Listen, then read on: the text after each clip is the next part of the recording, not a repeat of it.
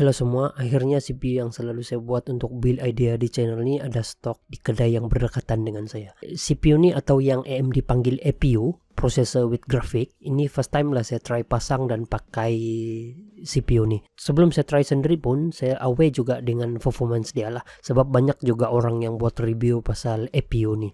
Tapi itulah, setiap komputer walaupun spek sama, tapi bila test ada saja yang beza tu. Tidak semestinya semua test result yang kena buat tu dapat yang sama.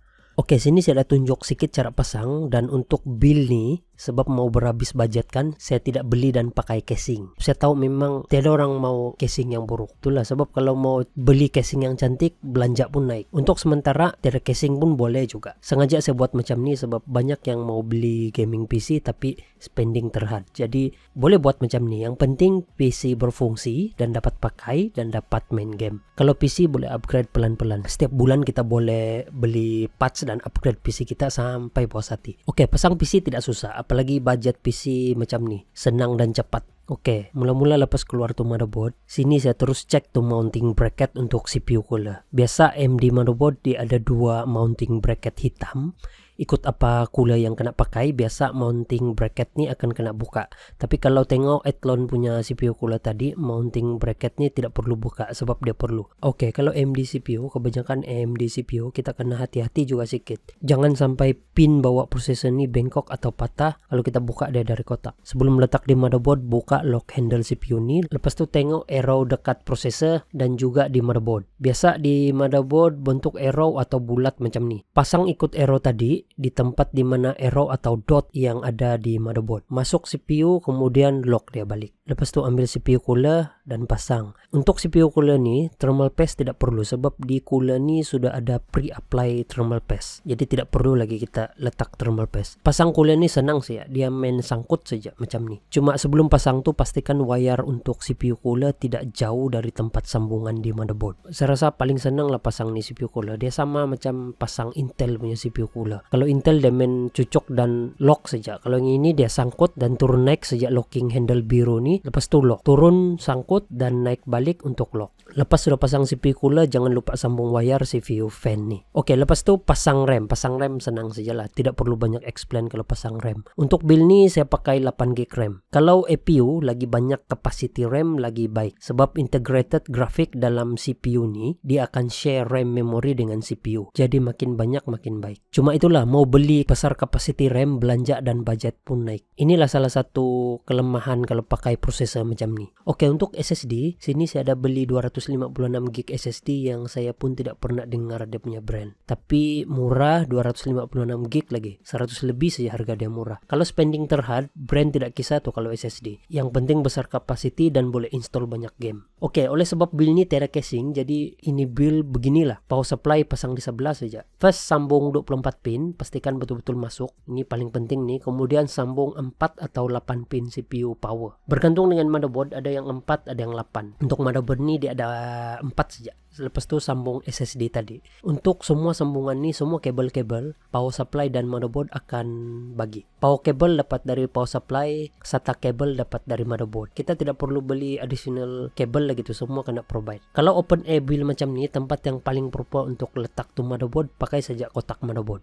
Oke, sudah sambung SSD, lepas tu connect HDMI, connect dan cucuk USB Windows bootable installer, dan juga jangan lupa connect mouse dan keyboard. Oleh sebab tiada casing, lepas sudah sambung semua tadi tu dan power cable, untuk power on PC ini, identify dan cari pin sambungan power on di motherboard yang biasa kena sambung dengan power button di casing. Biasa ada label macam ni tuh, ada tulisan yang boleh kita tengok tuh untuk kita tahu mana satu pin yang kena guna untuk power on. Untuk power on kita guna sejak screwdriver, touch dan connect saya dua pin yang tadi tuh untuk power on PC ini. Kalau sudah power on, kalau dekat monitor dia keluar macam ni, dia identify semua hardware, maksudnya berjaya. Semua hardware yang kena pasang tadi tu berfungsi dengan baik. Tekan F1 untuk run setup, biasa dia akan masuk BIOS. Kemudian untuk bootable drive, pilih bootable USB yang kena sambung tadi dan install Windows. Mau tahu macam mana mau install Windows dan buat bootable USB, boleh cek link di bawah atau di atas sebelah kanan video nih. Perkara pertama yang perlu kita buat lepas sudah install Windows, terus buat Windows Update. Biasa dari Windows Update semua driver yang penting dan perlu akan kena install sama-sama dengan Windows Update. Sini lepas saya sudah update Windows dan install driver, saya ada test main satu game, Elden Ring. 800-600 yang paling bawah sudah. Inilah paling bawah 600p. Baru dapat 17 fps. Baru dapat main, tapi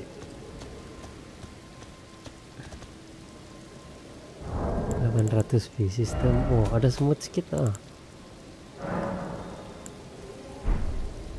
Kita tengok sistem kita. Dapat main sudah, cuma semua low sudah ni. Low sudah, low. Ni ada impact ni. Beda juga ni impact ni. Ada impact sekarang 21 fps.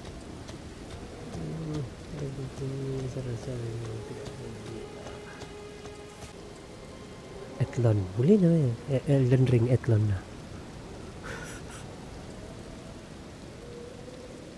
Tapi ganas pecah smooth lah. Mari kita kuda.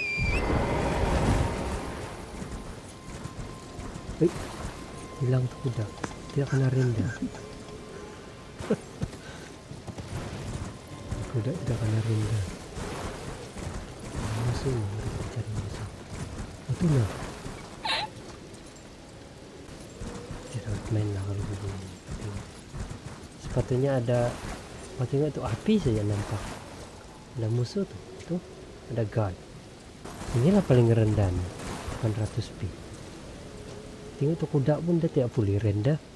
Nah, lambat dia rendah. Nah, tuh nampak tu kalau saya detect.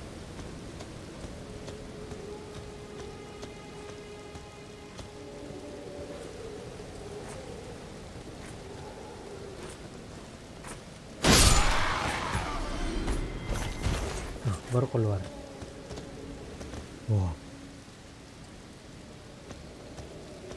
Matilah. Macam mana ni? Oke, sekarang saya masuk BIOS, kasih enable XMP sebab sebelum ni saya main itu XMP tidak enable, jadi dia punya frekuensi rendah saya 2199. Ini saya enable dia supaya dia naik pergi 3200 MHz itu RAM frekuensi. Saya buka sini, kalau kita tengok 3200 MHz sudah. Oke, sekarang ni mari kita try. Kalau saya sudah kasih naik dia punya, saya sudah on itu XMP. Kita tengok kalau ada beza lah. Saya naik kuda.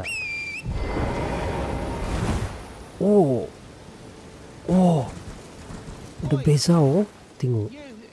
Nampak ya, ada beza tuh, nampak sudah. Sebelum 800p tidak nampak coba 720p. Yes,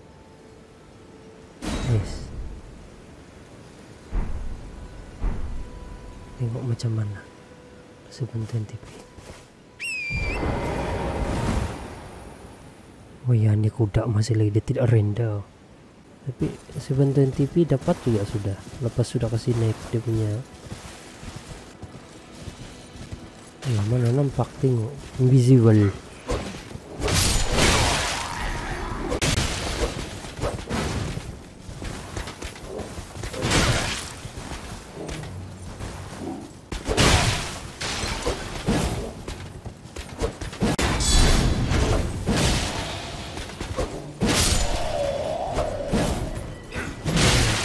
Kadang-kadang nampak, kadang-kadang tidak.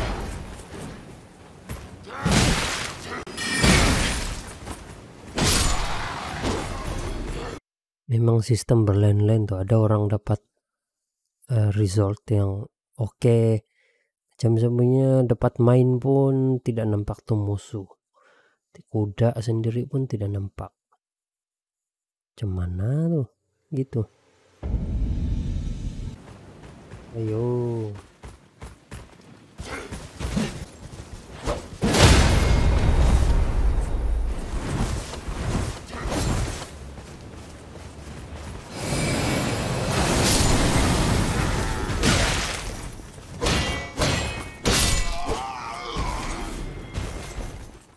Oke, kalau tengok gameplay tadi memang susah lah mau pakai PC ini untuk main Elden Ring. Kalau game-game lain kita boleh try untuk video yang akan datang. Saya tahu banyak juga game lain yang EPIO ini dia boleh handle. Tapi kalau untuk Elden Ring memang susah sedikit lah. Untuk video yang akan datang saya akan try upgrade PC ini untuk supaya dapat main Elden Ring. Mungkin bukan saja untuk supaya dapat main game macam Elden Ring, tapi saya akan pelan-pelan upgrade PC ini sampai jadi mantap dan cantik. Ini untuk video yang akan datang lah. Oke, alright. Saya rasa itu saja. Kalau ada apa-apa soalan boleh tanya dan komen di bawah. Oke, jumpa lagi. Bye.